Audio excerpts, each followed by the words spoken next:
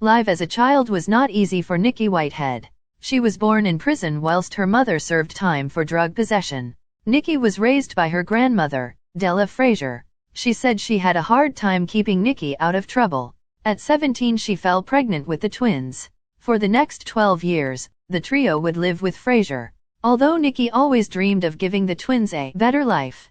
When she met 55-year-old trucker Robert Head, she moved the twins away to Conyers, Georgia. The young mom made sure her girls had the advantages that eluded her, putting them in dance and music classes. The girls were straight-A students with hopes of one day going to Harvard. Della Frazier, however, would tell a different story. Frazier said that Whitehead was a sporadic and random presence in her children's lives. The twins began to clash with their mother when they started high school. They felt her attempts to establish boundaries was hypocritical, especially with her lifestyle. They resented their mother's discipline. Soon the rage would boil over, when Nikki took away Tasmiyah. It was clear that Nikki was losing control. Cell phone. When she let it be known that, hey, you cannot, you're 14, you can't talk to 17-year-old guys, and, you can't be on the phone at a certain time, and you can't stay out or whatnot, that's when I think it became a battle. But it was clear Nikki was losing control. Listen to this frantic 911 call when she discovered Jazz had snuck out in the middle of the night to meet her boyfriend. Conyers 911, where's your emergency? I just woke up and my daughter's gone at the house. How old is your daughter? Oh, Lord, 13. Two once sweet girls had suddenly morphed into twin terrors. Officer Myra Scruggs responded to a call from Nikki after yet another blowout. I talked with the girls at great length, trying to figure out what was going on. I actually went in the bedroom with the girls. They had a closet full of beautiful name brand clothes, beautiful shoes. Their hair was immaculate. I mean, these girls really had a good home. At the time, the twins told the officer they didn't want to live with their mom and insisted on moving back with their great-grandmother, where the rules were relaxed. Nikki said they just basically wanted their way, and it just wasn't going to happen. But after interviewing Nikki, Taz, and Jazz, Scruggs says she had an unsettling feeling. The girls seem very innocent, very sweet. But the look in Nikki's face, she was fearful of those children. She knew that they worked together. After a few hours, everything appeared to have calmed down. The girls were just ready to, okay, we're just gonna go to our rooms and we're gonna go to bed, and maybe we'll just call, their great-grandmother tomorrow and we can go see her. And they left it like it was all okay. But Officer Scruggs had a gnawing feeling that something just wasn't right. Instead of leaving the subdivision, she stayed close. I just knew it wasn't over. And within, I would say, 3 or 4 minutes, I could hear screaming coming from the direction of the house. Both of them jumped on her, and the two of them began to beat her. Nikki manages to get away and calls 911. Officer Scruggs rushed back to the house. Nikki's running out of the house with the cordless phone in her hand, hysterical. I pulled up, asked her what happened. She said as soon as I left that the girls had attacked her. Taz and Jazz tell an entirely different story. The twins said that once they went back in the house after we left, that their mother became abusive with them, told them that they were not going anywhere, and started to beat them. Officer Scruggs said the physical evidence clearly showed that Nikki was the victim. She had scratches on her neck, scratches on her chest, and she was hysterical. The girls, on the other hand, had no marks on them, no indication that really they had been in any kind of an altercation. Talking with them, I didn't believe a thing that the girls had said. Even more disturbing, she recalls the girls' eerie calm after the attack.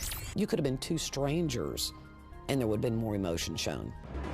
This time, Taz and Jazz are taken into custody and charged.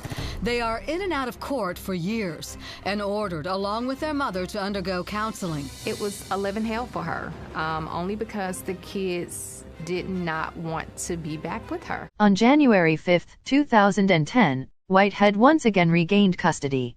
She would be dead 8 days later. The girls at the time protested the decision, wishing to stay with their great-grandmother. Not that things were better there. Frazier would later report that she had to lock her bedroom door to stop the twins stealing from her. The week before her death, it was reported that Nikki called police 3 times due to problems with her out-of-control daughters. Nikki Whitehead was stabbed over 80 times with a kitchen knife during the twins' frenzied attack on her. The force had been so great that her spinal cord was almost severed. During the initial victim interview with the twins, the investigators talked about their mother trying to establish her character. The twins stated, their mother was a party animal, often staying out late drinking. Both admitted that their relationship with their mother was strained. It was not this though that started the suspicion of the investigators. It was the fact that both girls failed to take their gloves and coats off during the interview. When investigators asked them to remove the gloves, they discovered the evidence. Both girls had extensive bites and scratches over their hands. They told police they fought with each other. Police noticed something even more suspicious, the girls' complete lack of empathy for their dead mother. As they weaved their story, the crime scene investigators uncovered physical evidence yielding valuable clues. In Tas's bedroom, police found a pair of brown boots that have a significant amount of blood on them. Inside the room, Tas can be seen on surveillance camera rocking back and forth. Oh, my grandma. Oh, my mama. Comforting each other and even sharing a kiss. You walked in and what happened? To the kitchen and put my stuff down. And I seen the blood all in there on the floor. And I went in there and I seen her and I touched her. Detectives try to comfort the sisters. But then, a startling comment takes Detective Ken Swift off guard. These two girls were, hugging each other and in each other's arms. And when I said, what can I do to make this easier for you? They turned and looked at me and they said, can we watch CSI? And immediately, the hairs on the back of my neck stood straight up. Essentially, it was right then, and it was like, okay, something was very, very off. And cops' former boyfriend or husband who carried out this murder. The killers are right under their noses. Right now, we gotta be strong so they can catch the person who did it. The teenagers seem clueless, or is it an act? Take a look at how Tas looks directly at the surveillance camera. Knowing she's being filmed, giving an award-winning performance. I'm never gonna be happy now. Because somebody was selfish and took my mom away from me. But the twins' lies begin to unravel further when detectives retrace their movements on the day of the murder. What time did y'all leave the house this morning? We missed the bus, so we had to walk. You walked all the way to Rockdale? It's not far. About what time did you leave? 7:30. But surveillance video from a nearby gas station shows the twins didn't walk to school that day. They actually hitched a ride from a stranger. We began catching them in lies concerning their time frames or their details. They began to be very angry. Being apart seems to wear them down. You think we did it? I don't think y'all did nothing. Why you say that? It seemed like it. Who said that?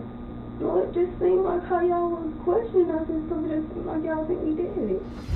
Unfortunately, with only circumstantial evidence prior to testing what's found in the home, cops can't hold the girls, who are released to their great-grandmother. Probable cause, detectives arrest Tas at her home.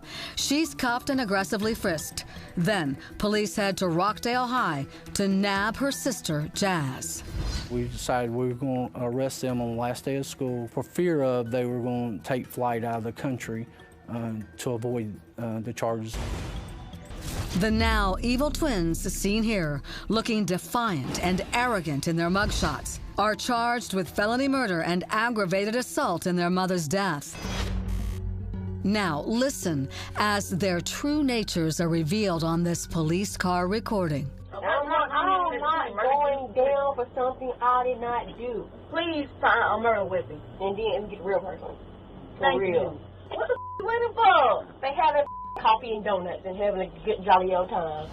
Dental examinations of Nikki's teeth would be matched to the bite marks on the girls. Their mother had fought to her last breath and managed to plant enough evidence on her children for them to be convicted. The twins were taken to prison where they awaited trial. Dental examinations of Nikki's teeth would be matched to the bite marks on the girls. Their mother had fought to her last breath and managed to plant enough evidence on her children for them to be convicted. The twins were taken to prison where they awaited trial. After 4 years though, they surprised everyone by confessing to their crimes. We mad. I had took pot from her. This one she had grabbed, like kind of turned like you said, get back. But she didn't keep the knife in her hand. My mom is winning that battle with the knife or whatever, so I picked up the pot and I hit her with the pot. Jazz breaks this red vase over her mother's head. It was the first sign of blood, and her mother fought back. She bit me in the chest. Like I said, I'm not that big, so when she bit me, she latched on to me, and I'm trying to get her off of me because it hurts. I'm trying to punch her, I guess, and I think Dad stabbed her. He stabbed her. After more fighting, Jazz says at some point she begins to choke her mother with this ribboned medallion she won as a child. Her mother delivers a swift backhand blow, catching her by surprise. So I was stunned. I think I picked up a knife and I stabbed her. They wasn't cuts like they were deep because I couldn't bring myself to do that. After all the biting, punching, screaming, and stabbing, the twins drag their mother into the bathtub. Neither really explain why. You had it by the hands? Yeah, I think I had I was at the top. And Jazz had her feet. Yeah, she was heavy. And what did y'all do? They put her in the tub. But Nikki Whitehead was still alive. In fact, she was talking to the twins. What's she saying? She hated us. She hated us. And I don't know, I guess like the same thing. We're going to jail, But what are you saying to her? I'm sorry. I thought I was sorry. Minutes later, they would watch their mother die. She went under a couple times and that was it. When that was it, let me use your words, when that was it, what'd you and your sister do? I guess we was shocked. We didn't really believe. I guess what we did. We cried. We cried for a long time. Then they would attempt to clean up, go to school, and begin their lies to police. We just started planning how we were going to cover it up, I guess. The girls admit that when they returned, they expected the police would be there, and their mother would not. The sight of what they had done was overwhelming. I really wished it didn't happen like that. I wish I could have saw something else to do. I wish I did. Sorry. It was just confusion. It was like turmoil. It's just like it never stopped. The girls wish they'd called police during the fight rather than hours after the murder, been truthful, and wish they still had a mother. I'm sorry, I miss her. But it was not what Linda and all of them try to make it seem. I didn't hate her. I didn't hate her either. It just was built up. I don't know, that I guess heated alone and just built up anger between all three of us. In January 2014, Tasmiyah pleaded guilty to voluntary manslaughter and was sentenced to 30 years in prison. On February 7, 2014, 1 month after her twin, Jasmiyah pleaded guilty and is serving the same sentence. I lost my oldest child. I lost my first set of grandkids. Their grandmother, Linda Whitehead, says just a few years ago, the twins Jasmiyah and Tasmiyah were in ballet and getting academic honors. So I always saw them at Harvard or Yale, and never would I have ever imagined that they would be sitting in a jail cell for killing their mother.